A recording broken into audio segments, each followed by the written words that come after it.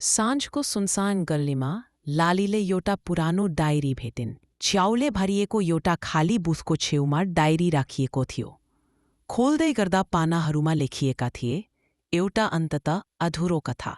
હોટો ઠરીબાટ લાલી પાનાહરુ પડદઈ ગઈન. पहिरो પાનામાં લેખ થયો. અંતસમ પુગને છું ચાહે મેરો કદમ થાકૂન વા સમય થઈ રહ્યોસ. થોપા ઝરીલે છરછર વાતાવરણ ઘટેર અંધ્યારો ભયો. त्यो डायरीमा चित्र जस्तो खाले रेखाहरू आँखाहरू एउटा सियो. अनि समय भन्दै अन्तित लाइन लाली उत्सुक भइन्. किन भयो होला यस्तो डायरी यहाँ? अर्को पाना पल्टिन्.